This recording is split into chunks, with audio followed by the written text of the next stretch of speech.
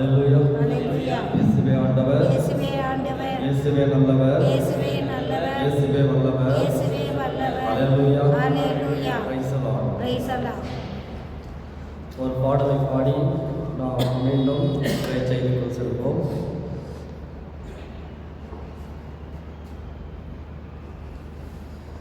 பாடல் எண் 502. எங்களுக்குள்ளே வாசம் செய்யும்,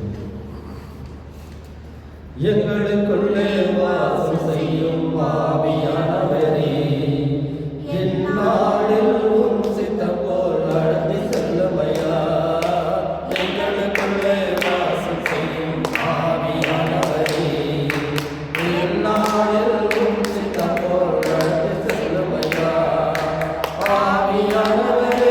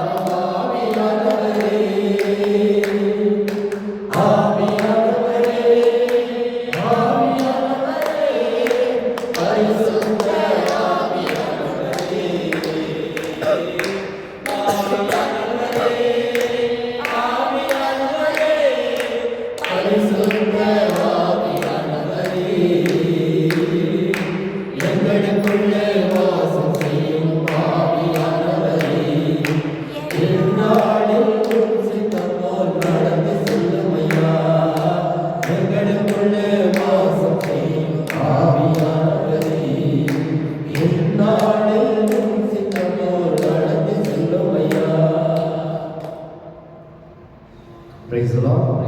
Hallelujah. இயேசுவே ஆண்டவர், இயேசுவே நல்லவர், இயேசுவே வல்லவர். Hallelujah. Praise the Lord. என்ன ஒரு அருமையான பாடல் இல்லைங்களா? இந்த பாடலை வச்சு தான் இன்னைக்கு நான் மெசேஜ் எடுத்திருக்கேன்.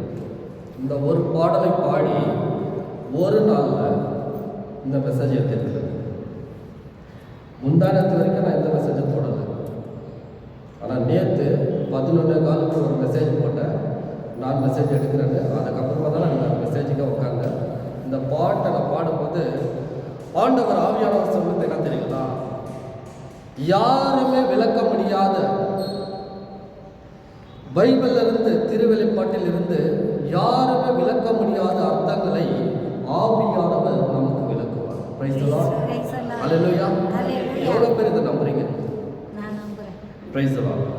நான் சொல்றேன், வேத வசனம் புரிந்து கொண்டு இலக்கங்களை அறிந்திட வெளிச்சம் தாரம் ஆவியானவர். ஆவியானவர் வரும்போது சும்மா வரதுல நம்ம பிரேயர் பண்ணிட்டு எந்திரிச்சு வெளியே வரும்போது ஆண்டவருடைய தூதர் மரியாதை தூதரைத்தார், அருள் நிறைந்த மரியே வாழ்க, ஆண்டவர் உடனே பெண்கள் வாசி பெற்றவர் நீரே, உடைய திருவயிற்றின் கனியாகிய இயேசு வாசி பெற்றவரே.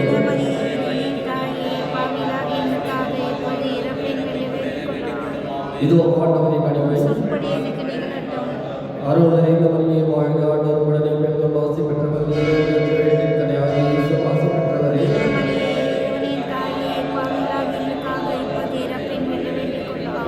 வாக்கு மனிதரானார். அருள் நிறைந்த மரியே வாழ்க, ஆண்டவர் உடனே பெண்கள் வாசி பெற்றவர் நீரே, உடைய திருவயிற்றின் கனியாகிய இயேசு வாசி பெற்றவரே.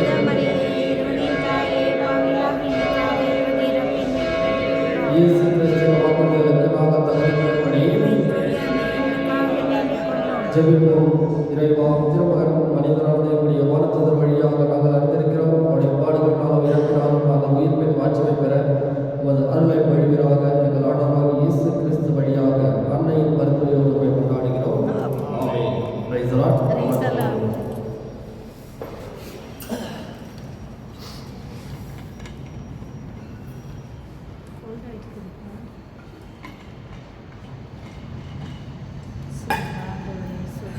Price the Lord. Praise the Lord. ஹalleluya. ஹalleluya. இயேசுவே ஆண்டவர். இயேசுவே ஆண்டவர். இயேசுவே நல்லவர். இயேசுவே நல்லவர். இயேசுவே வல்லவர். இயேசுவே வல்லவர். ஹalleluya. ஹalleluya. Praise the Lord. Praise the Lord. ஆவியானவரே, எனக்கு நேற்று கொடுத்த செய்தி என்ன தெரியுமா? திருவெளிப்பாட்டில் இருந்து அதிகாரம் 6 இறை வார்த்தை 2, பிரகடனைகளும் அத்தியாயம் 6 தேவர வாக்கியம் 2.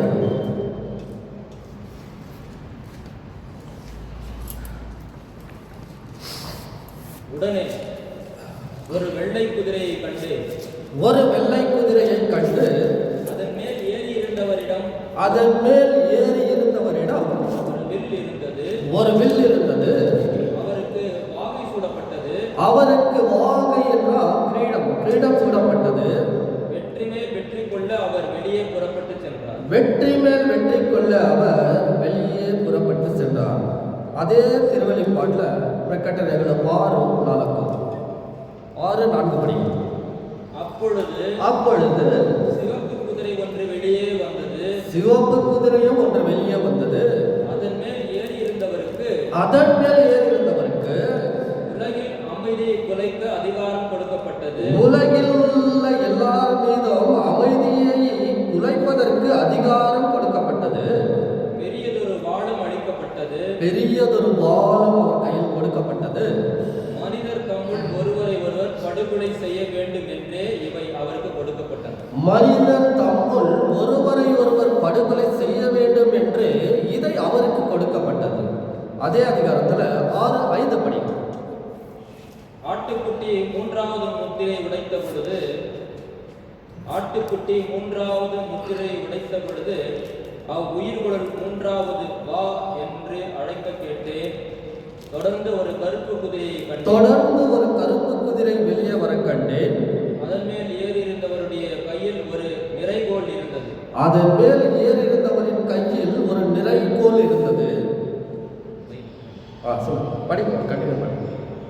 நான்கு உயிர்களின் நடுவில் மனித குரல் போன்ற ஓசை ஒன்று கேட்டது. அது ஒரு தெனாரியத்துக்கு கோதுமை அரைப்படியும் வார்கோதுமை ஒன்றரைப்படியும் எண்ணெயும் திராட்சை ரசத்தையும் சேதப்படுத்த வேண்டாம் என்று பார்த்துக் கொள்ளும்படியாக கட்டளை கொடுக்கப்பட்டது. அதே அதிகாரத்தில் 6:8 படிக்கும். தொடர்ந்து வெளியேறிய பச்சை குதிரை ஒன்றை கண்டு தொடர்ந்து வெளியேறிய பச்சை குதிரை, அதாவது மங்கின கலர்னு சொல்லுவாங்க. அது பச்சையா கிடையாது, இந்தாண்ட வெள்ளையா கிடையாது, அந்த மாதிரி ஒரு மங்கின நிலர்ல இருக்கிற ஒரு குதிரை. படிங்க. அதன் மேல் ஏறியிருந்தவரின் பெயர் சாவு. அதன் மேல் ஏறியிருந்தவரின் பெயர் சாவு. பாதாளமும் அவரோடு சென்றது. பாதாளமும் அவரோடு சென்றது. வாழ் பஞ்சம் கொள்ளை நோய். வாழ் பஞ்சம் கொள்ளை நோய் ஆகியவற்றுள் மண்ணுலகின் விலங்குகளாலும் உலகின் கால் பகுதியை அழிக்க சாவுக்கும் பாதாளத்துக்கும் அதிகாரம் கொடுக்கப்பட்டது. Praise the Lord. ஹல்லேலூயா. இந்த 4 குதிரைகளை பத்தி படிச்சோம்ங்களா நம்ம. இந்த திருவெளிப்பாடு என்பது இது எப்படி தெரியுங்களா? இது நமக்கு படிச்சா புரியாது, யாரும் விளக்கவும் முடியாது. ஆனா தன் சரீரத்தினாலேயோ தன் உடல்ல ஊனியல்பின் சொந்த கருத்துக்களாலேயோ இது விளக்கக்கூடாது. அப்படி விளக்கினா நான் பாவத்திற்கு உள்ளாகும். Price the Lord. நம்ம எது படிச்சாலும் ஆண்டவர் என்ன சொல்வாரு, இதெல்லாம் உங்களால படிச்சு விளக்க முடியாதுப்பா, அதுக்கு தான் நான் உங்களுக்கு நிறைய மறைப்புறல உள்ள வைத்திருக்கிறேன், நீங்க படிச்சு சொல்ல வேண்டியதுதான் உங்களோட வேலை. பணியாளர்களோட வேலைன்னா அதை படிச்சு விளக்க வேண்டியதுதான் நம்மளோட வேலை. Praise the Lord. ஹல்லேலூயா. அப்ப இந்த 4 குதிரைகள் என்றால் என்ன, அந்த குதிரைக்கு என்ன இருக்கின்றது, அதன்படி நாம் விவிலியம் மூலமாக பார்க்கலாம். பைபிளில் என்ன சொல்லப்படுகின்றது இதை நம்ம பார்க்கலாம். சொந்த இஷ்டமாகவோ சொந்த கருத்தாகவோ நாம் எதையும் பேசக்கூடாது. அப்படி பேசினால் நாம் பாவத்திற்குள்ளாகும். Price the Lord. படிக்க தொடர்ந்து சக்கரியா 6ஆம் அதிகாரம் இறை வார்த்தை 5.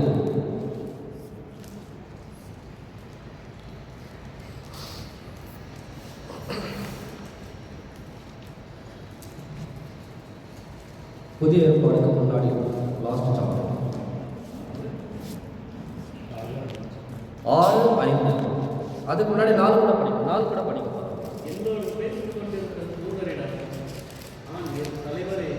நான் என் தலைவரே இவை என்ன என்று கேட்டேன். அத்தூதர் இவை அனைத்துலக ஆண்டவரின் திருமுன்னிருந்து புறப்பட்டு செல்லுகின்ற வாகனத்தின் 4 திசை காற்றுகள். அது ஒரு ஆவி, 4 ஆவிகள் எங்கிருந்து வருது? ஆண்டவர் திருமுன்னிருந்து வருகின்ற 4 குதிரைகளும் 4 ஆவிகள். அதன் மீது யார் ஏறி வருகின்றார்கள்? தூதர்கள். தூதர்கள் என்ன பண்ணிட்டு இருக்காங்க? ஆண்டவர்கிட்ட வெயிட் பண்ணி கேட்டு நிற்கிறாங்க, ஆண்டவரே இந்த உலகத்தை அழிச்சிடலாமா, பாவம் ரொம்ப ஆயிடுச்சு. ஆண்டவர் சொல்றாரு இல்லைங்களா, இதோ நோவாவின் காலத்தில் நடந்தது போலவே மருமகன் வரும் காலத்திலும் நடக்கும். Price the Lord. அப்படி என்றால் இந்த 4 குதிரைகள் எங்கிருந்து வருகின்றது? ஆண்டவர் திருமுன்னிருந்து வருகின்றது. 4 ஆவிகள். அந்த ஆவிகள் தான் இந்த உலகத்துல வந்து அவர் சொன்னார் இல்லைங்களா, நான் இந்த பூமிக்கு சமாதானத்தை கொண்டு வரவே நான் வரவில்லை, இங்கு எல்லோரையும் என்ன பண்ண வந்திருக்கிறேன்? நிலை குலைக்கவே வந்திருக்கின்றேன். எப்போ சொல்றாரு? அவருக்கு எப்போ வேண்டாத விருப்பம்லாம் பண்றாங்களோ, பிடிக்காத காரியங்களை செய்யறாங்களோ, ஆண்டவர் சொல்றாரு நான் இவ்வுலகை அழித்து ஒழிப்பேன் என்று சொல்றார். ஆதாம் முதல் நோவா வரைக்குமே பாவம் பெருகிற்று. பாவம் பெருக பெருக ஆண்டவர் சொல்லுகின்றார், இம்மண்ணு உலகில் இருக்கின்ற எல்லா உயிரினங்களையும் நான் அழித்து ஒழிப்பேன் என்று ஆண்டவர் வாக்குத்தத்தம் கொடுக்கின்றார். Praise the Lord. ஹல்லேலூயா. இப்பொழுது நாம் இந்த 4 குதிரைகள் பற்றி தான் நாம் தியானிக்க போகின்றோம். இந்த 4 குதிரைகள் என்னென்ன குதிரைக்கு என்னென்ன கொடுக்கப்பட்டிருக்கின்றது, அதனுடைய வேலை என்ன, இப்போ பூமியில வந்து என்னென்ன நடந்து கொண்டு இருக்கின்றது, எல்லாமே நம்ம பார்க்க போறோம். Price the Lord. தொடர்ந்து படிக்கிறோம். திருவெளிப்பாடு 6. முதல் குதிரை வெள்ளை.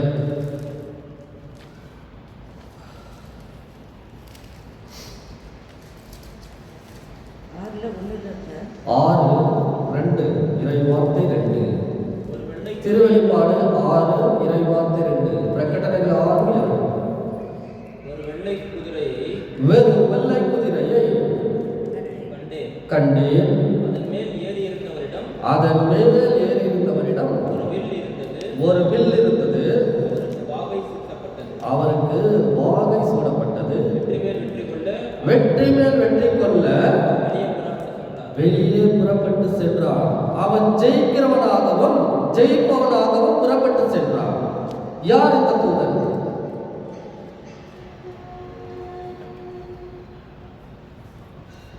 ஆண்டவர் சொல்றாரு, நீ போய் உன்னுடைய வேலையை செய். இது என்னன்னா, நான் எந்த சாப்டர் எடுத்துக்கணும்னு புரியுதுங்களா உங்களுக்கு? முத்திரைகள், 7 முத்திரைகள், கரெக்டுங்களா? அதில் தான் நான் பண்ணிட்டு இருக்கேன் இந்த சாப்டர். அது கொஞ்சம் டீப்பாக படிக்கிறவங்களுக்கு புரியும். அதான் நான் இப்போ 4 குதிரையை மட்டும் தான் நான் உங்களுக்கு எக்ஸ்பிளைன் பண்ண போகிறேன். பட் எனக்கு டைம் கிடைச்சா பண்ணுவேன். அப்படிலாம் இந்த ஒரு குதிரையை மட்டும் நீங்கள் பார்க்கலாம். அடுத்த வாரம் டைம் கிடைச்சா அந்த 4 குதிரை பற்றி நான் கண்டினியூ பண்ணுறேன். ஓகேங்களா? பிரைஸ்லாம் ஆண்டவருக்கு சுத்தமானால் மீண்டும் இறை செய்திக்குள் செல்லுங்கள். பிரைஸ்லாம் ஹல்லேலூயா. அப்படி என்றால் அவனுக்கு வில் இருந்தது கையில். அவனுக்கு சென்று, நீ ஜெயிக்கின்றவனாகவும் ஜெயிப்பவனாகவும் வெற்றி மேல் வெற்றி வாகை சூடுகின்றவனாகவும் நீ புறப்பட்டு செல் என்று ஆண்டவர் கட்டளையிட்டார். அவன் வெளியே வந்துட்டான்.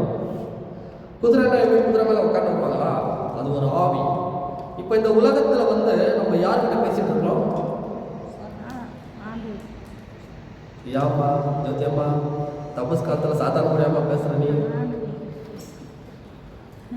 ஆண்டவர் மரித்து 40ஆம் நாள் விண்ணகம் செல்லும் பொழுது, நான் போய் உங்களுக்கு ஒரு துணையாளரை அனுப்புவேன் என்று சொல்லி தூயாவியை அனுப்பினார். சரிங்களா? இன்னைக்கு இந்த உலகத்தை ஆண்டு இருக்கிறது யாரு? சாத்தான் ஆண்டு இருக்கிறான். ஆனா நம்மளை வழி நடத்துறது யாரு? ஆவியானவர். Price the Lord. ஏன்னா நம்ம சாத்தான்கிட்ட பேசல, ஆவியானவர் தான் பேசுறோம். இந்த உலகம் 2ஆம் வருகை வர வரைக்கும் நம்ம கூட யார் இருப்பாரு? ஆவியானவர் இருப்பார். நிறைய கத்துக்கணும். நீங்க இன்னும் நம்ம எங்க பால் குடிக்கிற குழந்தையாவே இருக்கும். அதாவது நோவா காலத்தில் சொல்லுவாங்க, வெள்ளம் வாரிக்கொண்டு போகும் அளவுக்கு அவர்கள் எதையும் உணராமல் இருந்தார்கள். நோவா 100 வருட காலம் ஒரு பேழையை செய்கின்றான்.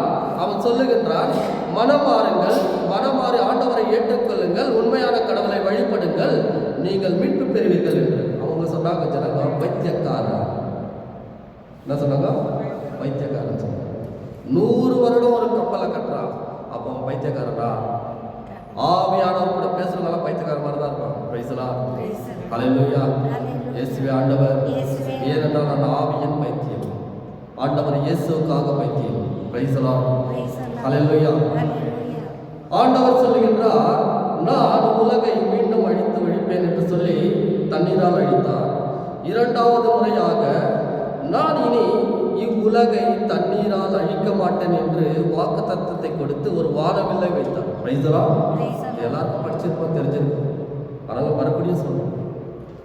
2வது முறை எதனால் அழிக்கிறேன்னு சொன்னார் ஆண்டவர். இந்த உலகை எதனால் அழிக்கப்படும் சொன்னார்? நிலநடுக்கம், பூகம்பம், சண்டை, நாட்டுக்கு நாட்டு போர், பஞ்சம், கொள்ளை நோய், எல்லாத்துக்கும். அதுதான் அந்த 4வது குதிரை நான் சொல்லிட்டேன், அது பின்னாடி வரணும்.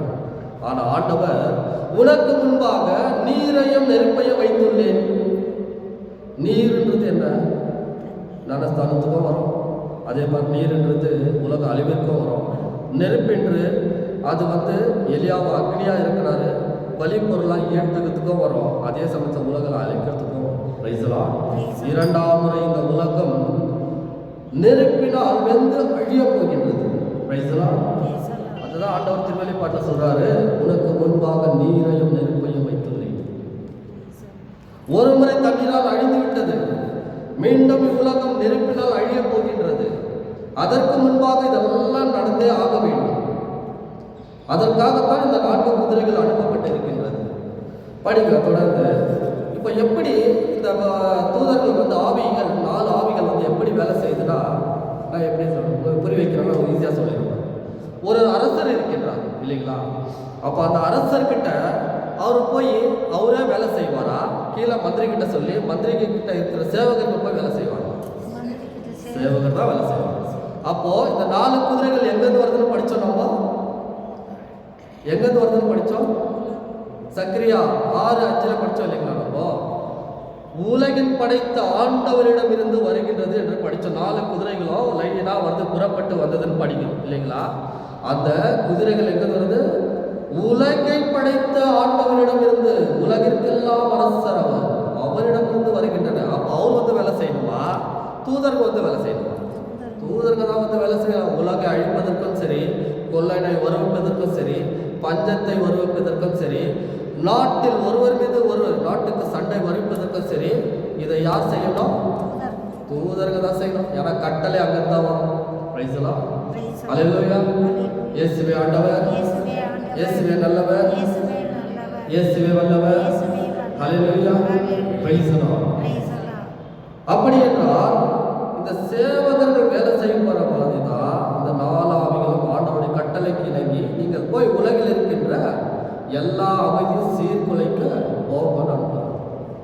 அதுல முதல் ஆவி தான் அந்த வில்லோட வருகின்ற ஆவி. அவனுக்கு வெற்றி வாகை சூடுகின்ற அந்த கிரீடத்தை கொடுத்து அவனுக்கு எப்பவுமே நான் வெற்றி மேல் வெற்றி. அப்படின்னா என்ன?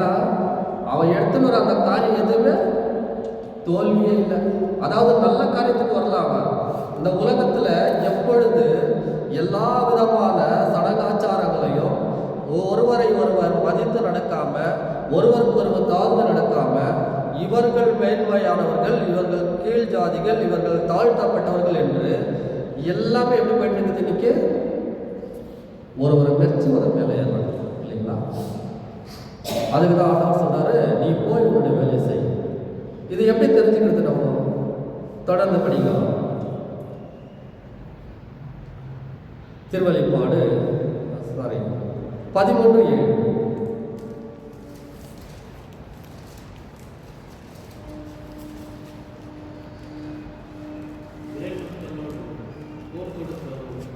இறை மக்களோடு போர் தொடுக்கவும்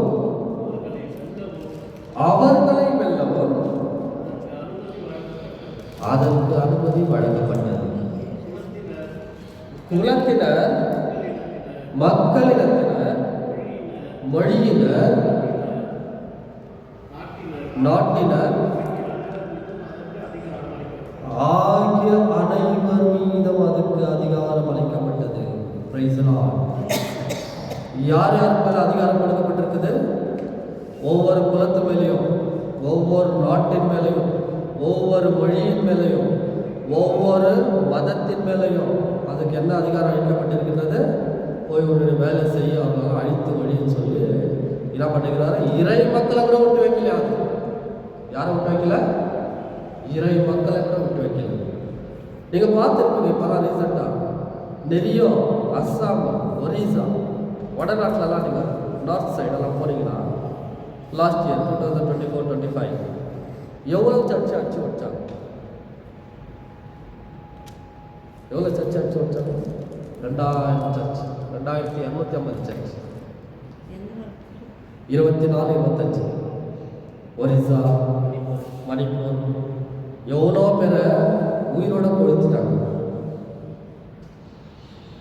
அப்போ நம்ம நினைக்கலாம், ஐயோ ஆண்டவருக்கு கண் இல்லையாப்பா, அவருக்காகத்தானே ஜெபம் பண்ணிட்டு இருந்தாங்க, இவங்களுக்காகத்தானே ப்ரேயர் பண்ணிட்டு இருந்தாங்க, இவங்கள போய் ஆண்டவர் இப்படி ஈவு இறக்கலாமா அவங்க கையில கொடுத்து மாட்டை வச்சு சாவிச்சுட்டாங்க அப்படின்னு நிறைய பேர் திட்டிருப்போம். திட்டிருப்பீங்க, நான் திட்ட மாட்டேன். ஏன்னா ஆண்டவருடைய திட்டம் நிறைவேறிய ஆகும். இதுதான் சட்டம். நாம் அப்படி திட்டினா நம்மளுக்கு ஒரு பிரயோஜனமும் கிடையாது. ஏனென்றால் ஆண்டவரின் கணக்கின்படி இவ்வுலகம் எப்படி அழிய வேண்டுமோ அதற்கு தகுந்த நேரத்தில், தகுந்த காலத்தில் அவர் ஒவ்வொன்றாக அழித்து கொண்டே தான் வருவாங்க. அங்கே மறிச்சவங்கெல்லாம் சும்மா இருந்துட்டாங்கன்னு நினச்சிக்கிறீங்களா? அவர்கள் தங்கள் ஆடைகளை, வெண்ணிற ஆடைகளை ரத்தத்தினால் தோய்த்து கொண்டு தீர்ப்பு நாளில் ஆண்டவருக்கு முன்பாக நிற்கின்ற மக்கள், இறை மக்கள் கூட்டம். எவ்வளோ பெரிய பாக்கியம் இல்லைங்களா? உனக்கு கிடைக்குமா? எனக்கு கிடைக்குமா? நம்ம பண்ணிக்கிற பாவத்துக்கு அது கிடைக்கணும்னா இதெல்லாம் நம்மளுக்கு வரலன்னு நம்ம யோசிக்கணும். அவங்க ஒரு பாவ சங்கீதம் பண்ணல, எந்த ஞானஸ்தானமும் எடுக்கல. யாரெல்லாம் ஆண்டவர் இயேசுக்காக அங்கே உண்மையாகவே அவர்கள் வெந்து நெருப்பில் அழிந்து உடலை தியாகம் செய்தார்களோ அவர்கள் எல்லாருமே யாருக்கு முன்பாக நின்று கொண்டிருக்கின்றார்கள்? ஆட்டுக்குட்டியின் சிலுவை இயேசுவின் முன்பாக தங்கள் ஆடைகளை இரத்தத்தினால் தோய்த்துக் கொண்டு நிற்கிறார்கள். Price the Lord. Praise the Lord. Hallelujah. Hallelujah. இயேசுவே ஆண்டவர், இயேசுவே ஆண்டவர். இயேசுவே நல்லவர், இயேசுவே நல்லவர். இயேசுவே வல்லவர். இயேசுவே ஹல்லேலூயா. Hallelujah. Price the Lord. எனவே அன்பார்ந்த இறை மக்களே, நாம் இன்னும் மதீனத்தோடு ஒன்றுமே புரியாதவர்கள் போல நாம் இன்னும் நாளைக்கு நம்ம ஏச்சுக்கணும், வேலை செய்யணும், சாப்பிடணும், சம்பாதிக்கணும்னு இருக்காதீங்க. இன்றைக்கோ நாளைக்கோ இப்பொழுதோ இரவோ எப்போ வேண்டாம்னாலும் ஆண்டவருடைய வருகை வரணும். ஏனென்றால் ஆண்டவருடைய பிரகாரமாக 4 குதிரைகள் வந்தாயிற்று. கடைசி குதிரை இது. உலகத்தின் 1ஆம் உலகப் போர் இது. உலகப் போர் நடந்து கொண்டிருக்கின்றது. அப்படி பார்த்தனா இந்த திருவெளிப்படி பிரகாரம் பார்த்தீங்கன்னா கரெக்டாக ஆண்டவர் நடத்தி வந்திருக்கிறார். அப்போ நம்ம என்ன பண்ணணும்? காலம் நெருங்கி விட்டது. ஆண்டவர் முதல்ல வந்து போதிச்ச போதனை என்னதான்? அவர் 30 வருஷம் உள்ள இருந்தார், அம்மா கூட இருந்தார், தாய் கூட இருந்தார், தாய் தந்தைக்கு கீழ்ப்படிந்து நடந்து கொண்டு இருந்தார். 3 வருஷம் தான் அவர் வேலை பண்ணார். ஊழியர் செஞ்சது 3 வருஷம் தான். கரெக்டுங்களா? அந்த 3 வருஷத்துல அவர் போதித்த முதல் போதனை என்ன? மனம் மாறி நற்செய்தியை நம்புங்கள். Price the Lord. காலம் நெருங்கி வந்து விட்டது, மனம் மாறி நற்செய்தியை நம்புங்கள். நம்ம கேட்குறோம், வார்த்தையை படிக்கிறோம், ஃபாதர் சொல்றாரு, நம்ம கேட்குறோம். ஆனா அதை படிக்கிறதோட சரி, அதை விளக்கம் புரிஞ்சுக்கிறதோ இல்லை, அதை வந்து இந்த ரீடிங்கோட அர்த்தம் என்னன்னு யாரும் கேட்குறதோ இல்லை. அப்போ என்ன ஆகுது ஜனங்களுக்குன்னா, ஏதோ இன்னைக்கு ஒரு வாசகம் படிக்கணும், காஸ்பல் படித்தார், ஏதோ ஒரு ஃபர்ஸ்ட் ரீடிங் படிக்கணும், படித்தார், ஏதோ ஒரு செகண்ட் ரீடிங் படிக்கணும், படித்தாங்க. அதனால் இன்றைக்கி மாசுக்கு அவ்வளோதான். இது நம்மளுக்கு இல்லை. இது யாருக்கு இல்லை?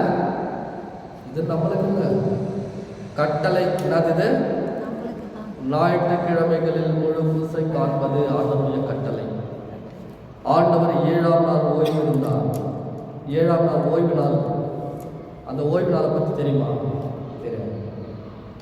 Price the Lord. நிறைய இருக்குது. நான் அதை பற்றி போகிறேன், கொஞ்சம் டைம் பார்த்தாங்க. ஓகே. திருவெளிப்பாடு 13:7 படிச்சுட்டீங்களா சார்? நெக்ஸ்ட்டு 13:1 படிக்கிறீங்களா? 13:1 பிரகடனைகளும் 13:1. அப்பொழுது ஒரு விலங்கு கடலிலிருந்து கடலிலிருந்து வெளிவர கண்டேன். அதற்கு 10 கொம்புகளும் 7 தலைகளும் இருந்தன. அதன் கொம்புகளில் 10 மணிமுடிகளும் கடவுளை பழித்துரைக்கும் பெயர்களும் காணப்பட்டன. Price the Lord. கொம்பு வச்சுட்டு வரதெல்லாம் யாரு? 2 கொம்பு வச்சுட்டு வரதெல்லாம் யாரு? சாத்தான். சாத்தான். அதாவது ஆன்டி கிரைஸ்ட்னு சொல்லுவாங்க. அந்த கிறிஸ்துன்னு சொல்லுவாங்க. அதாவது இந்த கொம்புகள் வந்து யாரை குறிக்கும்னு பார்த்தீங்கன்னா, ஏற்கனவே பிரதர் எடுத்துட்டார் அந்த மெசேஜ். கொம்புகள் என்பது 10 கொம்புகள் என்பது 10 ராஜாக்கள். Price the Lord. ஏன்னா மறுபடியும் நான் அந்த டாபிக் உள்ள போக மாட்டேன், நிறைய டைம் பிடிக்க வேண்டாம். 10 கொம்புகள் என்பது 10 ராஜாக்கள். கடலிலிருந்து வெளியே வர கண்டேன். அவருக்கு 10 கொம்புகளும் எத்தனை தலைகள் இருந்தன? 7 தலைகள் இருந்தன. மணிமகுடங்கள் இருந்தது. Price the Lord. அப்போ அந்த 10 கொம்புகள் என்றால் என்ன? 10 ராஜாக்கள். அந்த 10 ராஜாக்கள் தான் இப்போ என்ன பண்ணுறாங்க? நாட்டை ஆளுநர். நாட்டை யார் ஆண்டுறாங்களோ? யார் ஆண்டுறாங்க நாட்டை? 10 சாத்தான். அந்த 10 கொம்புகள் கொண்ட யூரோப்பியன் யூனியன் டெரிட்டரிஸ்ன்னு ஒரு லாஸ்ட் இயர் ஒரு 10 மாநாடு சேர்ந்து இந்த பிட்காயின், யூரோ காயின் எல்லாம் கொண்டு வந்திருக்காங்க. தெரியலைங்களா? அதெல்லாம் கொஞ்சம் தெரியும்னு நினைக்கிறேன், கொஞ்சம் பேருக்கு நிறைய தெரியாது. உலகமே இப்போ யார் கீழே போகுதுன்னா இந்த 10 அரசாங்கத்துக்கு கீழே போகுது. இதில் அதில் ஜாயின் ஆகிக்குதோ அந்த 10 அரசாங்கம் வந்து அவங்க தான் இந்த உலகத்தை ஆள போகிறாங்க. அந்த 10 யூரோப்பியன் கண்ட்ரீஸில் வந்து யார் இருக்காங்கன்னு பார்த்தீங்கன்னா, நீங்கள் பார்த்துருக்கலாம். யூரோப்பியன் கண்ட்ரீஸ் நீ கூகுளில் போய் சர்ச் பண்ணிங்கன்னா ப்ளூ கலர் கொடி வரும். அந்த கொடியில் 10 ஸ்டார் வரும். அந்த ஸ்டாரில் வந்து நீங்கள் பார்த்தீங்கன்னா ஒரு பெண்ணின் உருவம் வந்து ஒரு மிருகத்தின் மீது ஏறிக்கொண்டு இருக்கிற போல ஒரு உருவம். அல்லேலூயா. அந்த நாட்டுக்கு ஒரு சிம்பல் என்ன தெரியுங்களா? அந்த நாட்டோட சிம்பல் என்ன தெரியுமா? பார்லிமெண்ட் கட்டியிருக்கிறாங்க புதுசாக. இப்போ அந்த நாட்டுக்கு சிம்பல் என்ன தெரியுமா? எப்படி பாபேல் கோபுரம் அழிந்ததோ அந்த பாபேல் கோபுரத்தை சாயலாக வைத்து அதே மாடலில் ஒரு பில்டிங்கை பார்லிமெண்ட் கட்டியிருக்கிறாங்க அந்த யூரோப்பியன் யூனியன்.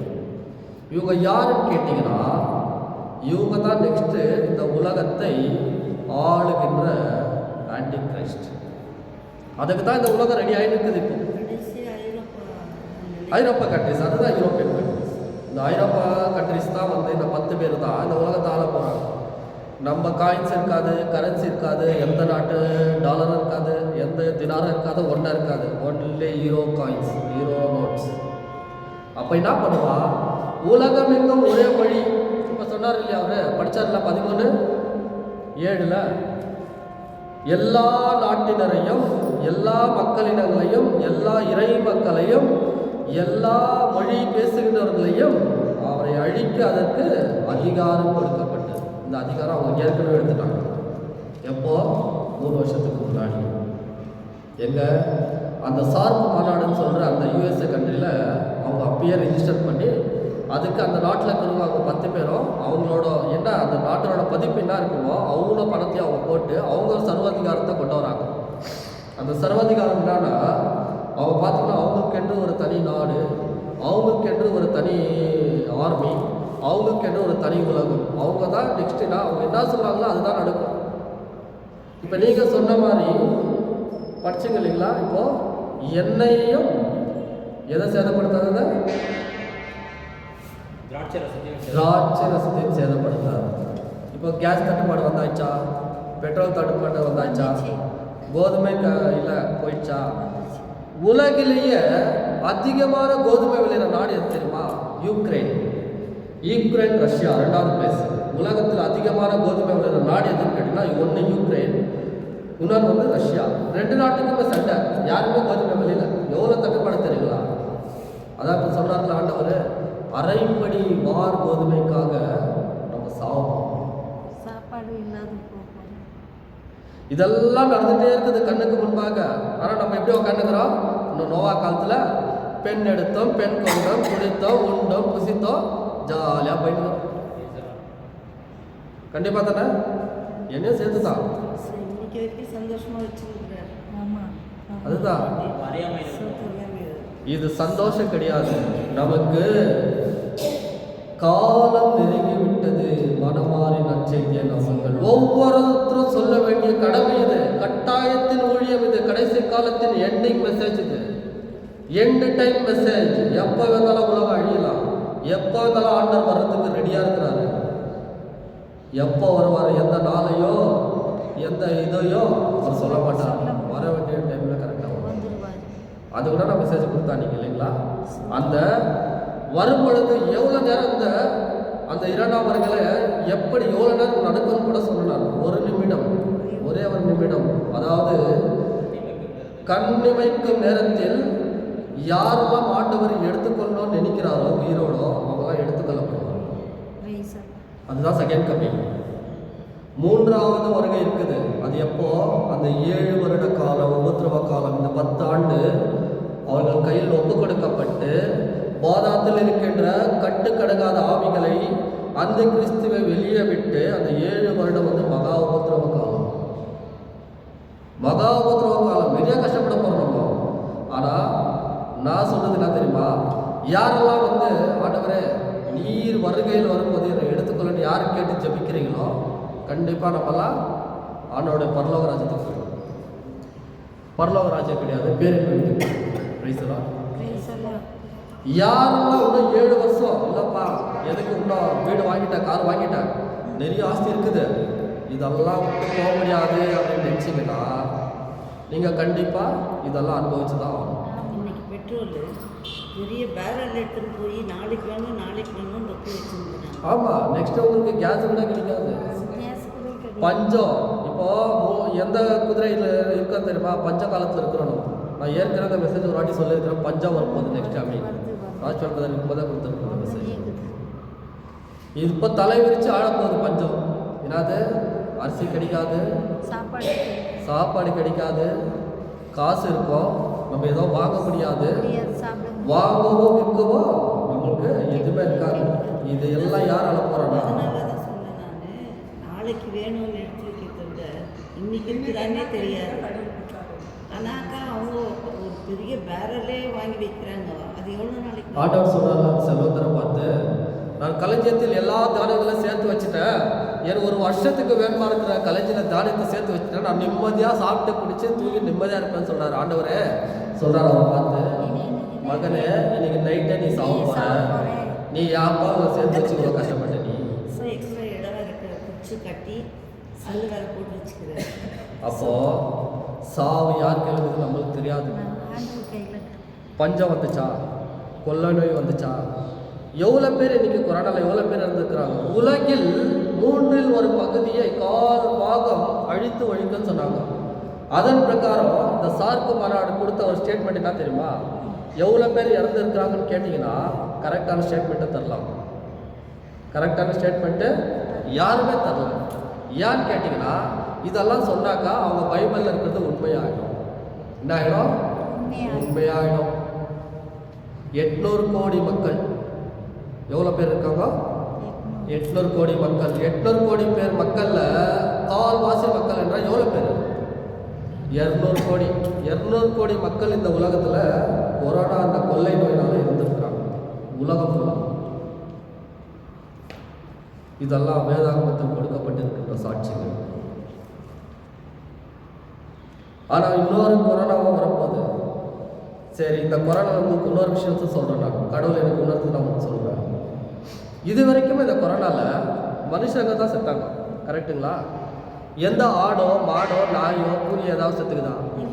கோழி செத்துக்குதா? கொரோனா வந்து செத்துச்சுப்பான்னு யாரா சொல்ல முடியுமா? சொல்ல முடியாது. ஏன்னா கட்டளை யாருக்கு கொடுக்கப்பட்டிருந்தது? ஆவிக்கு கொடுக்கப்பட்டு நீ சென்று மக்களினத்தின் மேல் கை வைத்தான் சொன்னார் அவர். விலங்குக்கு மேலே இன்னும் வரவேல அவர் இப்போ நெக்ஸ்ட் வரப்போகுது.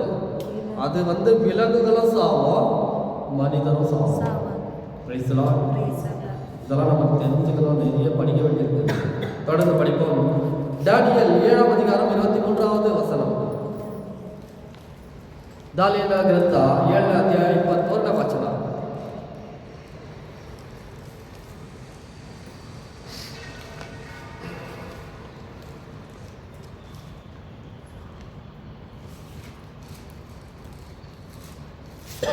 தானியேல் 7:23வது வசனம். அவர் தொடர்ந்து பேசினார். அவர் தொடர்ந்து பேசினார். அந்த 4ஆம் விலங்கோ உலகில் தோன்ற போகும் 4ஆம் அரசை குறிக்கின்றது. 4ஆம் அரசை குறிக்கின்றது. மற்ற எல்லா அரசர்களை விட வேறுபட்டதாகவும் உலகம் முழுவதையும் மிதித்து தூள் தூளாக மிதித்து விழுங்கிவிடும். அதே இதில் 7ஆம் அதிகாரம் 3வது இறைவார்த்தை படிக்கும். தானியேல் 7:3 படிக்கும்.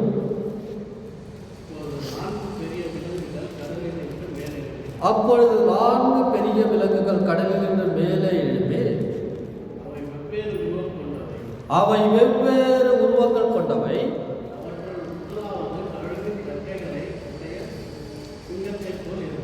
அவற்றில் முதலாவது கழுகுகள் போன்ற சிங்கத்தின் தோற்றத்தை உடையது. நான் பார்த்து கொண்டிருக்கையில் அதன் ரெக்கைகள் பிடுங்கப்பட்டன. அது தரையிலிருந்து தூக்கப்பட்டு மனிதனை போல் 2 கால்களால் நிற்க கட்டும். அதற்கு மனித இதயமும் கொடுக்கப்பட்டது. இன்னைக்கு என்ன பண்ணிட்டு இருக்காங்கன்னா, இந்த டேனியல்ல சொல்றது இல்லைங்களா 7:3, இந்த மிருகங்கள் இன்னைக்கு எல்லா நாட்டிலுமே வந்து என்ன பண்ணிட்டாங்கன்னா உண்மையான கடவுளை ஆராதிக்க விடுறதில்ல. அவரவனுக்கென்று ஒரு சிலையை வார்த்து கொண்டு அவரவர்களுக்கென்று ஒரு உருவத்தை செய்து கொண்டு இதை நீங்கள் என்ன பண்ணணும்? வணங்கணும். அப்படி வணங்கலைன்னா உங்களுக்கு என்ன கிடைக்காது? சாப்பாடு கிடைக்காது, காசு கிடைக்காது, உங்களுக்கு எதுவுமே கிடைக்காது. அப்போ இவன் சொல்ற மாதிரி அதுக்கு சிங்கத்தை போல உருவம் இருந்தாலும் கழுகுகள் போன்ற சிறகுகள் இருந்தால் அந்த கழுகுகளோட சிறகுகள் எல்லாம் பிடிக்கப்பட்டு அதை தூக்கி மனிதன் கால்கள் போல நிற்க வைத்து அதை சிலையா செஞ்சு என்ன பண்ண சொல்றாங்க? வணங்க சொல்றாங்க. அப்படி என்றால் இந்த யூனியன் டெரிட்டரிஸ் இருக்கு இல்லைங்களா, யூரோப்பா கண்ட்ரிஸ், அவங்க வச்சிருக்கிற அந்த உருவம் என்ன தெரியுங்களா? அந்த பார்லிமெண்ட்டுக்கு முன்னாடி வச்சிருக்கிற உருவம் என்னன்னு கேட்டிங்கன்னா, ஒரு மிருகத்தின் மீது, இப்போ நான் சொன்னேன் இல்லையா, அந்த கடலிலிருந்து எழுந்த 4 மிருகங்கள், விசித்திரமான மிருகம், அதில் அந்த ஒரு உருவத்தை அவங்க செலக்ட் பண்ணி அந்த மிருகத்தின் மேல் ஒரு பெண் ஏறி உட்கார்ந்து கொண்டு கையில் ஏதோ ஒன்று இப்போ பிடிச்சிட்டு போகிற மாதிரி தான், அதுதான் அவங்க சிம்பிளை வச்சுருக்காங்க. இப்போ நம்ம விதான்சபாவுக்கு போனாக்கா என்ன வச்சுருப்பாங்க? 3 தலைகள் கொண்ட சிங்கத்தை வச்சுருப்பாங்க. ஆனால் அந்த பார்லிமெண்ட்டில் என்ன வச்சுருக்கிறாங்கன்னா, நம்ம தானியேல் தீர்க்கதரிசி சொன்ன அதே உருவத்தை அவர்கள் செய்து அந்த பாபேல் கோபுரத்துக்கு இணையாக கட்டிய அந்த பார்லிமெண்ட் முன்பாக எவ்வளவோ கோடிக்கணக்கில் செலவு செய்து அந்த உருவத்தை வைத்து அதன் மீது ஒரு பெண்ணை வைத்து அதை அவர்கள் கொண்டாடி கொண்டிருக்கிறார். அப்போ இதெல்லாம் யாருக்கு பின்னாடி வருது? இவங்கெல்லாம் எந்த இதுக்கு சேர்றாங்க?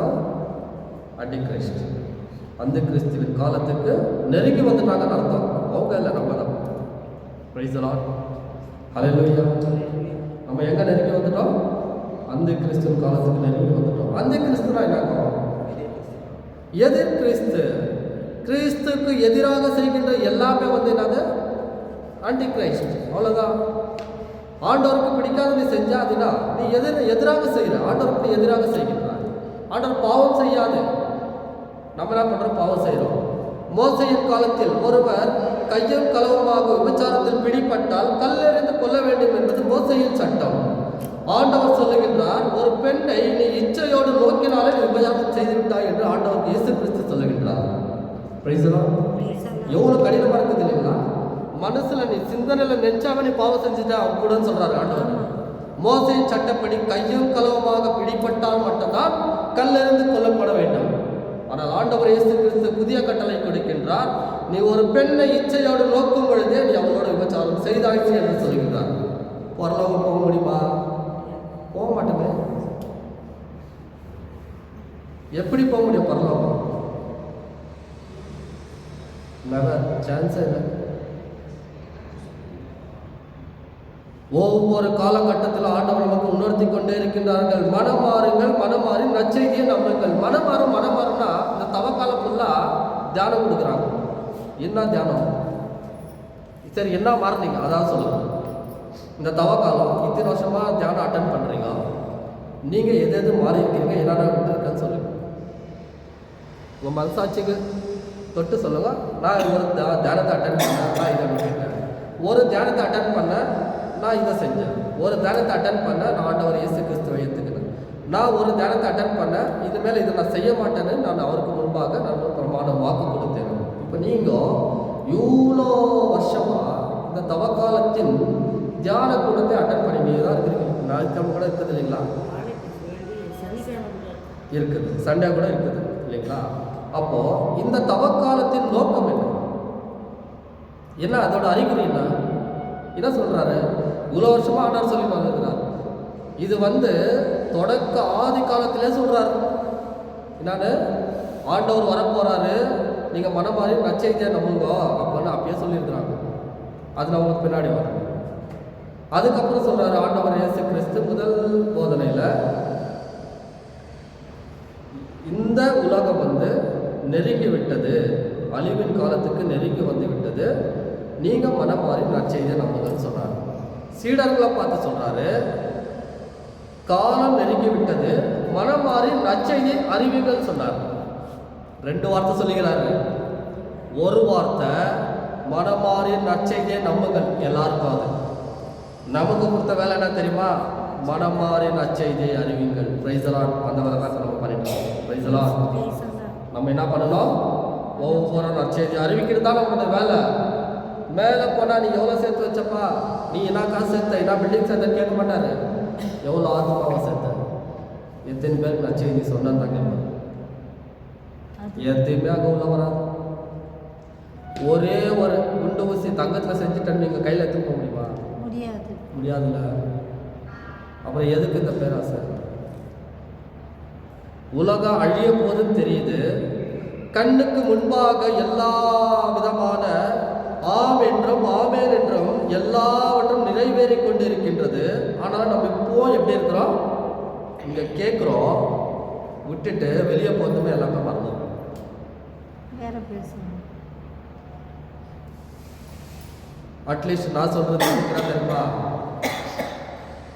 ராஜ்பால் பத்ரநாத் தான் சொல்லுவார், நீங்கள் உலகுக்கு சாட்சிகளாக இருக்கணும்னு சொல்றாரு. சத்தியத்தை அறிவீர்கள், சத்தியம் உங்களை விடுதலை ஆக்கணும் மெசேஜ் கூட எடுத்துக்கிறாரு. அதெல்லாம் மறக்க மாட்டாங்க. இதுதான் சத்தியம். உலகம் அழிய போது, காலம் நெருங்கி விட்டது, இந்தந்த கட்டளைகள் இப்போ வந்திருக்குது, இந்தந்த இதில் இந்தந்த இது நடந்துட்டு இருக்குது. அப்போ நம்ம உஷாராக இருக்கணும். ஆண்டவர் சீக்கிரத்தில் வர போகிறாரு அப்படின்னு நம்ம தெரிஞ்சு இருக்கிறோம். ஆனால் என்ன பண்ணிட்டு இருக்கிறோம்? ஒரு சொரணையும் இல்லாமல் கடைசியில் அங்கே வெள்ளம் வந்து வாரி போச்சு தண்ணி. ஆனால் இங்கே என்ன வரும் தெரியுமா? நெருப்பு தான் வரும். திரும்பி பார்க்கறதுக்கு டைம் பிரைஸ்லாம் தொடர்ந்து படிக்கும். ಪ್ರಕಟಣೆಗಳು 13:1 ಇಲ್ಲ 17 படி. திருவெளிப்பாடு 17 இறை வார்த்தை 9-10 படிங்க. அதுக்கப்புறமா 11-12 படிங்க. 17 இறை வார்த்தை 9-10. ಪ್ರಕಟಣೆಗಳು ಅಧ್ಯಾಯ 17 ದೇವರ ವಾಕ್ಯ 9-10. இதை புரிந்து கொள்ள ஞானம் தேவைப்படுகிறது. அந்த 7 தலைகளும் 7 மலைகளை குறிக்கும். 7 மலைகளை குறிக்கும். 7 அரசர்களையும் குறிக்கும். 7 அரசர்களையும் குறிக்கும். இந்த அரசர்களுள் 5 வீழ்ச்சியுற்றனர். இப்போது ஒருவர் ஆட்சி செலுத்துகின்றார். இன்னொருவர் இன்னும் தோன்றவில்லை. அவர் தோன்றிய சிறிது காலமே ஆட்சி புரிய முடியும். நீங்கள் உயிரோடு இருந்த பொழுது, முன்பு உயிரோடு இருந்த பொழுது, இப்போது இல்லாத அந்த விலங்கு 8வது அரசை குறிக்கும். 8வது அரசை குறிக்கும். அந்த 7 அரசர்கள் ஒருவரான 7 அரசர்கள் ஒருவரான அவரும் அழிந்து விடுவார்.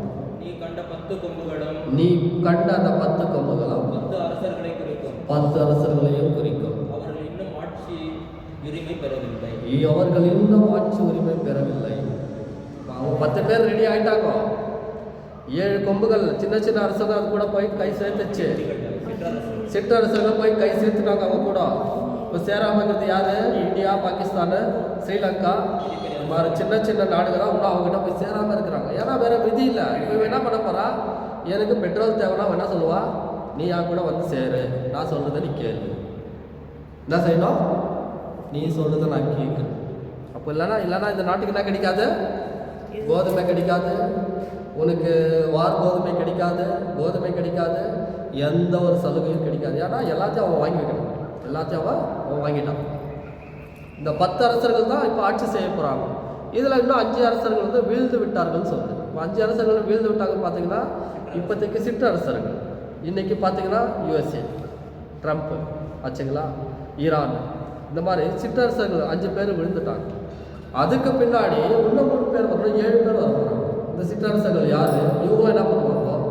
இந்தியா, ஸ்ரீலங்கா இந்த மாதிரி சின்ன சின்ன நாடு என்ன பண்ணுவோம்? இவங்க போய் அவங்க கூட ஜாயின் ஆகி தான் ஆகணும். இல்லைன்னா வேறு விதி இல்லை. நம்மளுக்கே இப்போது ஒரு மாதத்துக்கு சாப்பாட்டுக்கு அரிசி கொடுக்கலன்னா என்ன பண்ண போகிறோம்? என்ன பண்ணுவீங்க சொல்லுங்கள்? சிப்பு போட்டிருக்க சார், நாங்கள் ரேஷன் கார்டில் காமிச்சிட்டு நாங்கள் வாங்கிட்டு வந்துட போகிறோம். நீங்கள் சிப்பு போட்டிருக்க சார், அப்போ தான் எங்கள் பேங்க்கில் டிரான்சாக்ஷன் ஆகும் அப்படின்னு சொல்ல போகிறோம். கண்டிப்பாக சொல்லுவீங்க. யாரெல்லாம் இப்படி செய்கிறீங்களோ விண்ணரசுக்குள் நுழைய முடியாது. பிரைஸ் எல்லாம் அதற்காக தன் உயிரை கொடுப்பவன் ஆண்டவரில் மேலானத்தில் இருப்பான். பிரைஸ் எல்லாம் தன் ஆடைகளை வெள்ளை துணிகளை அவர்கள் தன் நாட்டுக்குட்டின் ரத்தத்தில் துவைத்துக் கொண்டவர்கள். ஒரு பசியின் கொடுமையில் சாவரானா எவ்வளோ பெரிய கொடுமை தெரியுமா? அதுதான் சொல்றேன், எவ்வளோ பெரிய கொடுமை தெரியுமா அதெல்லாம். அந்த மாதிரி ஒவ்வொரு காலகட்டத்துக்கும் ஒரு நமக்கு ஆண்டவர் என்ன சொல்றாரு, ஒரு காரியத்தை கண்ணுக்கு முன்பாக நிறைவேற்றி கொண்டே இருக்கின்றார். ஆனால் நம்ம என்ன பண்ணுகிறோம், விழிப்புணர்வு இல்லாமல் இன்னைக்கு வரைக்குமே இன்னும் அப்படியே தான் இருக்கும். இவ்வளோ வார்த்தையை கேட்குறோம், ஆனால் நாளிலேருந்து மறுபடியும் யார் இதெல்லாம் ஃபாலோ பண்ணுவாங்கன்னு எனக்கு தெரியும். ஆனால் ஆண்டவருக்கு தெரியும். ஆண்டவருக்கு தெரியும், தெரியாது நம்மளுக்கு தெரியணும். இல்லை, ஆண்டவர் தொடர்ந்து படிக்கும் 17ஆம் அதிகாரம் 11, 12, 17 17 ಅಧ್ಯಾಯ 11, 12.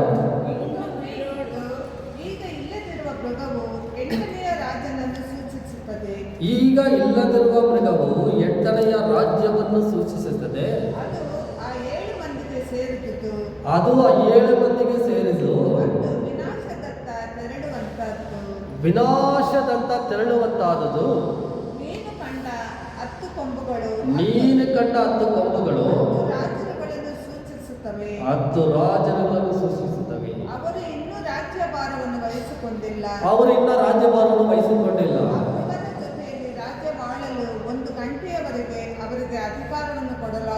ಆ ಮೃಗ ಜೊತೆಗೆ ಅವ್ರ ರಾಜ್ಯವನ್ನು ಆಳಲು 1 ಗಂಟೆಯವರೆಗೆ ಅವರಿಗೆ ಏನು ಕೊಡಲಾಗುವುದು? பர்மிஷன் கொடுப்பானோ. அவன் என்ன சொல்லுவான், பாருப்பா நீ கேட்குற ஏன் கண்டிஷன் நீ ஒத்து வரல, நான் இன்னும் 1 வருஷம் உனக்கு டைம் தரேன். என்ன சொல்ல போகிறான், இன்னும் 1 வருஷம் டைம் எடுத்துக்கோ, நீ போய் செய்ய, உன்னால் முடித்தா உன் நாட்டை காப்பாற்று, உன்னால் முடித்தா உன் நாட்டில் இருக்கிற எல்லாரும் ஜனங்களுக்கு அரிசி எல்லாமே கொடுத்து நீ உங்கள் ஜனங்களை காப்பாற்றிக்கோ. இல்லைன்னா நீ என்ன பண்ணோம், என்கிட்ட தான் சரணடையும் அப்படின்னு சொல்லுவான். தமிழை படிக்க 11, 12. முன்பு உயிரோடு இருந்து இப்போது இல்லாத அந்த விலங்கு 8வது அரசரை குறிக்கும். அந்த 7 அரசர்களுள் ஒருவரான அவரும் அழிந்து விடுவார். நீ கண்ட 10 கொம்புகளும் 10 அரசர்களை குறிக்கும். இன்னும் ஆட்சி உரிமை பெறவில்லை. ஆனால் அவர்கள் விலங்கோடு சேர்ந்து ஒரு மணி அளவு அரசால அதிகாரம் பெறுவார்கள். அவர்கள் ஒருமனப்பட்டவர்களாய் வல்லமையும் அதிகாரத்தையும் கொண்டவர்களாய் பிறரிடம் ஒப்படைத்தார்கள். விலங்கிடம், அதாவது இந்த 10 நாடுங்க பார்த்தீங்கன்னா அந்த 10 பேரும் ஒரே மாதிரி தான் பேசுவாங்க. இந்த யூரோப்பியன் கண்ட்ரீஸில் இருக்கிற அந்த 10 நாடுகளும் சைன் பண்ணிக்கிற அக்ரிமெண்ட்டு 10 பேரும் ஒரே வார்த்தை தான், ஒரே பேச்சு தான், அதுலேருந்து எந்த மாற்றமும் கிடையாது. அவங்க பேசுகிற வார்த்தைகளாக பார்த்தீங்கன்னா எல்லாரும் நமக்கு சரணடையணும், நம்ம கையில் வரணும். அதுக்கு என்ன பண்ணுவான்னா, இந்த உலகத்தில் அவன் அதை வாங்கணும், அதை ஜெயிக்கணும் அப்படின்னு என்ன பண்ணுறான்னா, நாட்டுக்கு நாட்டு சண்டை, வீட்டுக்கு வீட்டு சண்டை, ஊருக்குள்ள சண்டை, இப்படி உள்ளுக்குள்ள சண்டை, இந்த மாதிரி எல்லாம் கிளப்பி விட்டு என்ன பண்ண போகிறான், நாட்டுக்கு நாட்டு சண்டை வந்தால் என்ன ஆகும், 3ஆம் உலகத்தை ஸ்டார்ட் ஆகி போச்சு. ஆல்ரெடி ஸ்டார்ட் ஆகிடுச்சு. கொஞ்சம் கொஞ்சமாக ஒரு பக்கத்துலேருந்து அப்படியே பற்றின்னு வந்துருக்குது, சீக்கிரமாக அங்கே வந்துடும் ஆச்சுங்களா. அப்போது இவன் எல்லாம் அழிந்து முடிஞ்ச பிறகு அந்த 10 அரசர்கள் தான் எங்கே நிற்க போகிறாங்கோ, யூரோப்பியன் கண்ட்ரீஸில் நிற்க போகிறாங்க. அப்போ அவன் சொல்லுவான், எல்லாத்தையும் முடிச்சாப்பா, அச்சு வச்சுக்கிட்டு கையை காலெல்லாம் முடிச்சுக்கிட்டீங்களா, சரி இப்போ நான் சொல்கிறது தான் எங்கள் அரசாங்கம், நான் சொல்கிறது தான், அதாவது 1 வேர்ல்டு கவர்மெண்ட், 1 மணி, 1 டிரான்ஸ்ஃபர், 1 லாங்குவேஜ். அதாவது என்ன லாங்குவேஜ் பேசுவாங்க, எல்லாருக்கும் ஒரு கோடு கொடுத்துருவோம், அதாவது ஒரு சிப்பு, ஒரு நம்பர் கொடுத்துருவோம். இப்போ நம்மளுக்கு ஆதார் கார்டில் எத்தனை நம்பர் இருக்குது? 12 நம்பர் இருக்குதுமா, எல்லாம் உண்டாக சொல்கிறேன், 12 நம்பர். அந்த 1 வேர்ல்டு 1 கவர்மெண்ட், அந்த 10 கண்ட்ரி ஒன்றா சேர்ந்து ஒரு அரசாங்கத்தை உருவாக்குவாங்க. அந்த அரசாங்கம் உருவாக்கும் போது நம்மளோட டிஜிட்டல் நம்பர் என்ன தெரியுங்களா, 16. எல்லா உலகத்துக்கும் இந்த நம்பர் கூட இன்னும் எக்ஸ்ட்ரா ஆட் ஆகிடும் போகுது. இன்னும் 8 நம்பரு ஆட் ஆகிடும். 6 நம்பர் ஆட் ஆகும். அப்போ என்ன ஆகும்னா அந்த கார்டு இருந்தால் நீ எந்த நாட்டுக்கு வேணாலும் போகலாம், எங்கே வேணாலும் போகலாம், நீ எங்கே வேணாலும் வரலாம். ஒரே கார்டு தான், ஆதார் அட்டை மாதிரி அது ஒரு கார்டு தரும். பேங்க் ஸ்டேட்மெண்ட் மாதிரி நீ ஒன்றும் பண்ணுறது வேணாம். நீ அங்கே போய் சும்மா இப்படி கையை காமிச்சா ஃபுல் ஹிஸ்ட்ரி அங்கே வரும். நீ இந்த ஊரில் பிறந்த, உங்ககிட்ட பேங்க் பேலன்ஸ் இவ்வளோ இருக்குது, உங்ககிட்ட இவ்வளோ சொத்து இருக்குது, உங்ககிட்ட இவ்வளோ வீடு இருக்குது, உன்கிட்ட இவ்வளோ பணம் இருக்குது, உனக்கு இத்தனை பசங்க எல்லா டீட்டெயிலும் வரும். அதெல்லாம் சென்சஸ் ஆச்சு நான் பண்ணோம். இப்போ கூட சென்சஸ் எடுத்தாங்க தெரியுங்களா உங்களுக்கு? என்னத்துக்கு எடுத்தாங்க தெரியுமா? யாருக்காவது? முதல் சென்சஸ் எப்போ எடுத்தாங்க? முதல் கணக்கீடு எப்போ எடுத்தாங்க?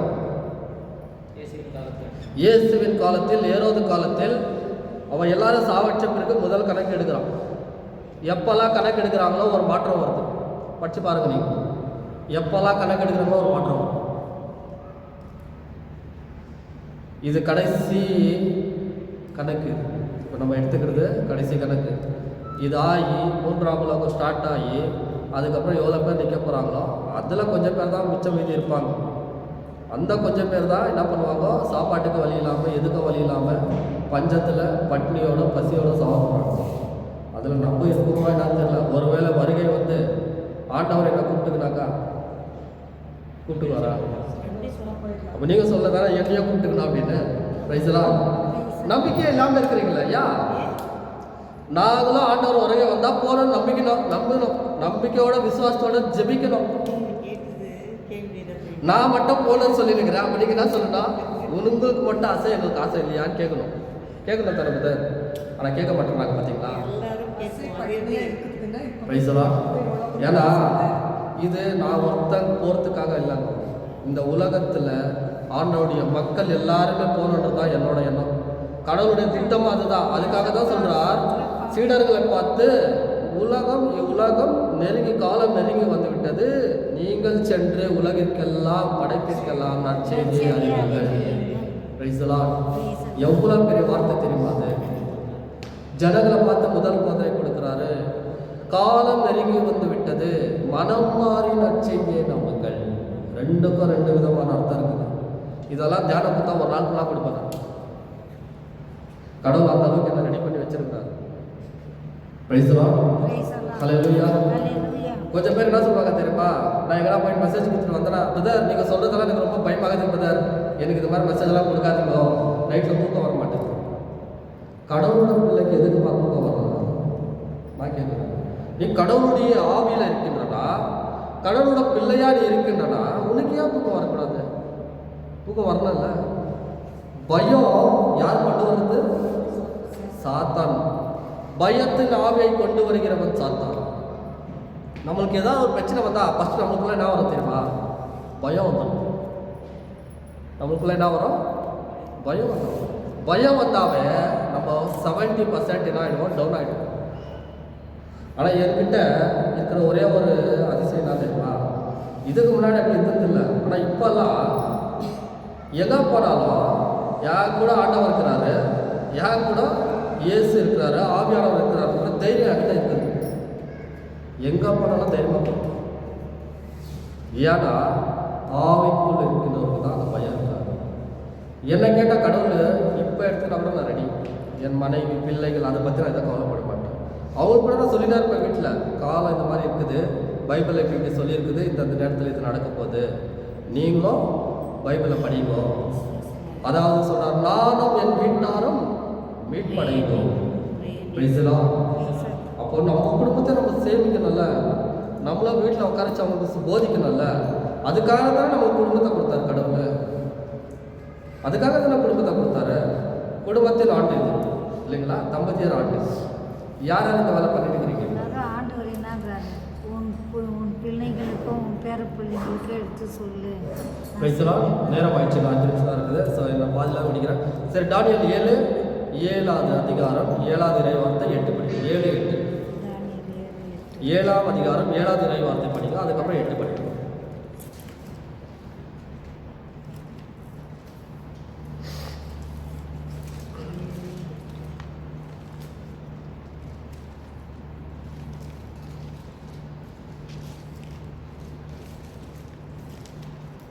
தானியேல் 7. நான் திருவெளிப்பாடு எடுத்தேன்னா எப்பவுமே அவ்வளோதான். டேனியல் இந்த பக்கம் திருவெளிப்பாடு 2 பக்கமும் கை இருக்கும். 7ஆம் அதிகாரம் 7வது இறைவார்த்தை படிக்கும். ಇದಾದ ಬಳಿಕ ಆ ರಾತ್ರಿಯ ಕನಸಿನಲ್ಲಿ ಕಾಣಿಸಿಕೊಂಡ 4ನೆಯ ಮೃಗ ಭಯಂಕರವಾಗಿತ್ತು, ಎದುರಿಸುವಂತಾಗಿತ್ತು, ಅದಕ್ಕೆ ಬಲವುಳ್ಳದಾಗಿತ್ತು. ಅದಕ್ಕೆ ಕಬ್ಬಿಣದ ದೊಡ್ಡ ಹಲ್ಲುಗಳಿದ್ದವು. ಅದು ತನ್ನ ಬಲಿಯನ್ನು ತುಂಡು ತುಂಡಾಗಿಸಿ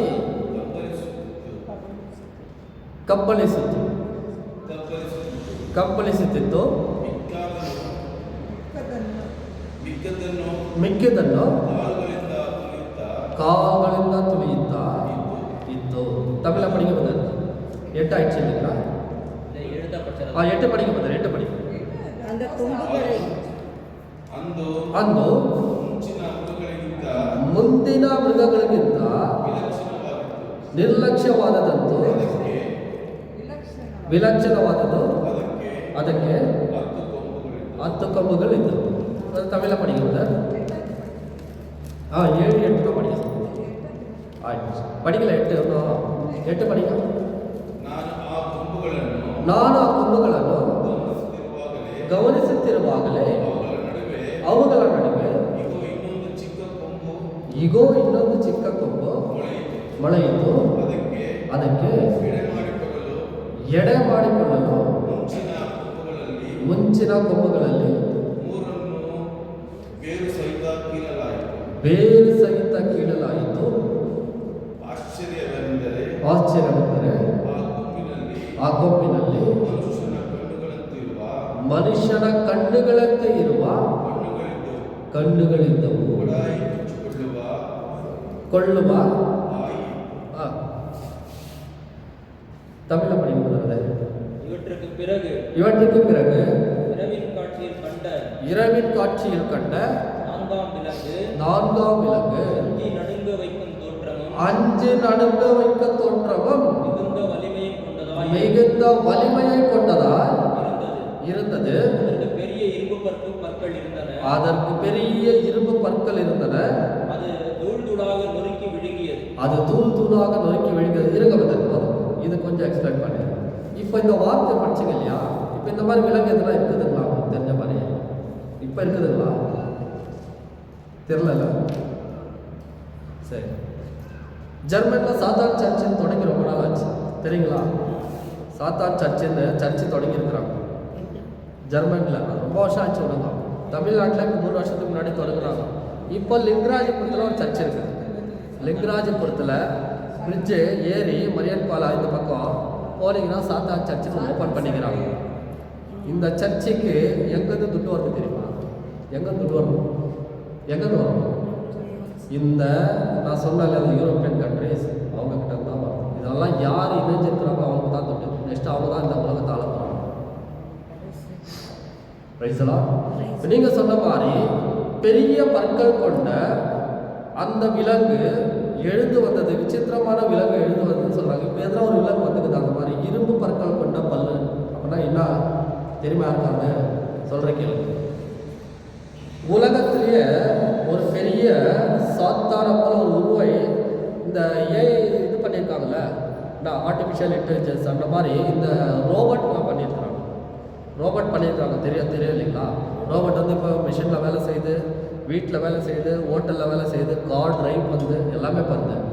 அதே பேஸில் ஒரு பெரிய ஒரு ரோபோட்டை பண்ணி, ரோபோட்டு கிடையாது விலங்கு தான், ஆக்சுவலி அவங்க விலங்கு மாதிரியே பண்ணி பல்லெல்லாம் எப்படி கொடுத்துக்கிறான்னா இரும்பில் கொடுத்துருக்குறானா. அது பார்த்தீங்கன்னா இந்த சர்ச்சுடைய உயரமாக இருக்கு. அது என்ன பண்ண போகுதுன்னா அதை எடுத்துகிட்டு வந்து அவன் ஒரு இடத்துல வச்சு இதுதான் நெக்ஸ்ட் உங்களுக்கு கடவுள்னு சொல்ல போகிறான். அதை வணங்கணும். சாத்தான் சர்ச்சுக்குள்ளே எத்த வைக்க போகிறான், அதை வணங்கணும். அது என்ன பண்ணுவோம், எல்லாத்தையும் கட்சி ஒரே செகண்டில் பிடியாக பண்ணணும். கால் கீழே போட்டு எல்லாரும் வச்சு தூளாக பண்ணணும். இதெல்லாம் கண்ணு முன்னாடி நடந்துட்டாங்க. இங்கே ஸ்லைடெல்லாம் எதுவும் இல்லை. இருந்துச்சுன்னா வாட்ஸ்அப்பில் நிறைய நான் கலெக்ட் பண்ணி வச்சுருக்கிறேன். என்னைக்காவது ஒரு நாளைக்கு ஸ்லைடில் போட்டு காமிக்கிறேன்.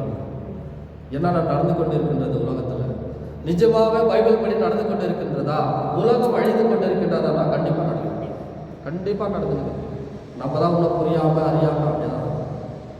அந்த விலங்கின் பெரிய உருவம் கொண்ட அந்த விலங்கு, இரும்பு பற்களை கொண்ட அந்த விலங்கு வேறு எதுவும் கிடையாது, இவங்களாம் தயாரித்த அந்த விலங்கு தான். அது எல்லாமே பாருப்பா, கடற்கரைன்னு வரும். அப்போ கடற்கரைன்னு வரதெல்லாம் அந்த சைடில் வரும் தான். சவுதி அரேபியன் கண்ட்ரிஸு, துபாய், அந்த மணற்பரப்பு அந்த பக்கம், இந்த பக்கம் ஈராக்கு இந்த சைடில் வர்றது தான் எல்லாம்.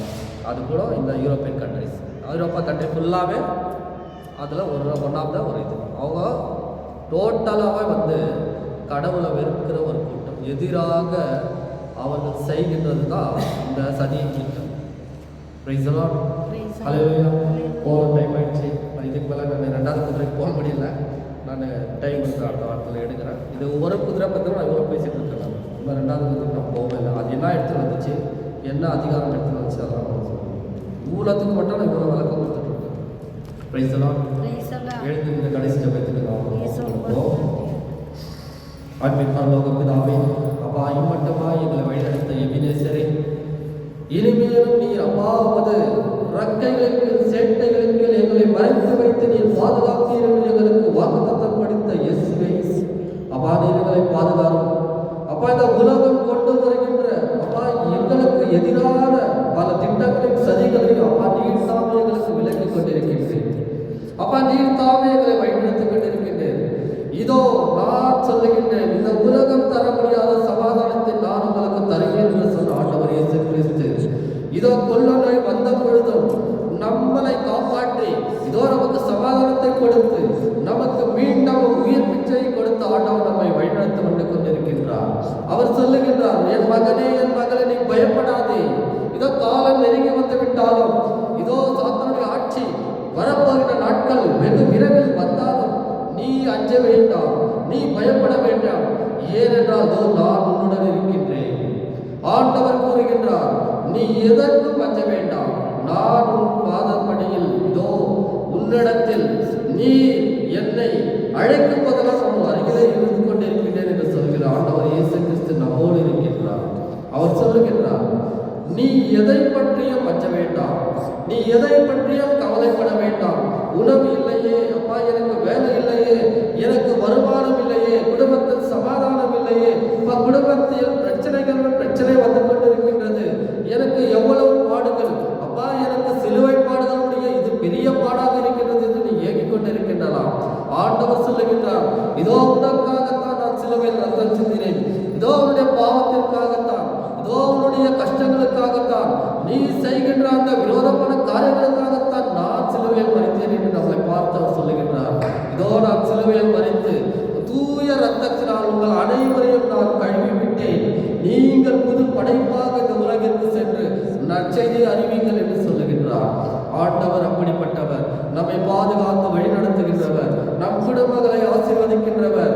தகுந்த காலத்தில் ஏற்ற நேரத்தில் நமக்கு தேவையானது கொடுப்பவர். அவர் இருக்கும் பொழுது நமக்கு ஏன் கவலை? நாம் தினம் அன்றாட ஜெபிக்கின்றோம். அப்பா அன்றாடம் எங்களுக்கு தாரும் என்று ஜெபிக்கின்றோம். அந்த ஜெபமானது நமக்கு ஒருபோதும் வீண் போகாது.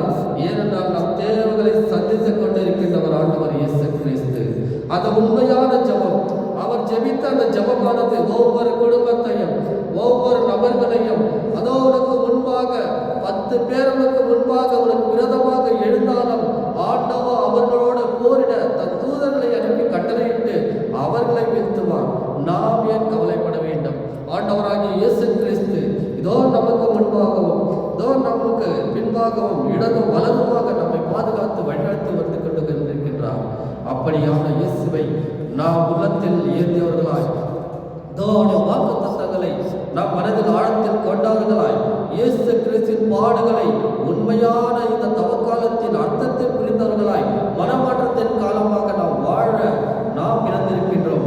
அப்பா இதோ நீர் எங்களை எடுத்து பயன்படுத்தும், நீர் எங்கள் குடும்பங்களையும் பயன்படுத்தும். அப்பா நீர் கொடுக்கின்ற ஒவ்வொரு வார்த்தையும் அப்பா எங்களுக்கு இன்றைக்கோ நாளைக்கோ இந்த உலகம் அழிய போகின்றது என்ற அந்த உண்மையான இந்த தருணத்தில் அப்பா நாங்கள் வாழ்ந்து கொண்டிருக்கின்ற தகப்பனே, அப்பா எங்களை கண்மட்டம் இதோ எங்கிருந்து உனக்கு உதவி வரும், கண்மலையிலிருந்து உனக்கு உதவி நீர் ஒன்றும் கவலைப்பட வேண்டாம். ஆண்டவராகிய இயேசு கிறிஸ்துவின் மேலும் அப்பா நாங்கள் ஏறெடுத்த ஜபங்களும் மன்னாட்டுக்களும் எங்கள் இயேசு கிறிஸ்து நாமத்தினால் கொடுப்பீர் என்று நாங்கள் கட்டளையிட்டு நாங்கள் கேட்கிறோம் எங்கள் ஜீவன பிதாவே. ஆமென். விண்ணுலகில் இருக்கிற எங்கள் தந்தையே, உமது பெயர் தூயதென போற்ற வருக, உமது ஆட்சி வருக, உமது திருவிழா விண்ணுலகில் நிறைவேறுவது போல மண்ணுலகிலும் நிறைவேறுக. எங்கள் அன்றாட உணவை எங்களுக்கு தாரும். எங்களுக்கு எதிராக குற்றம் செய்தவரை நாங்கள் மன்னிப்பது போல எங்கள் குற்றங்களை மன்னியும். எங்களை சோதனைக்கு உட்படுத்தாதையும் தீமையிலிருந்து எங்களை விடுவித்தரணும். ஆமென். அருள்நிறைந்தவரே வாழ்க. உடனே பெண்ணோர் ஆசி பெற்றவர் நீரே, உம்முடைய திருவயிற்றின் கனியாகிய இயேசு ஆசி பெற்றவரே. பாவிகளாகிய எங்களுக்காக இப்போது இறப்பின் வேண்டிக் கொள்ளும். தந்தை மகன் தூய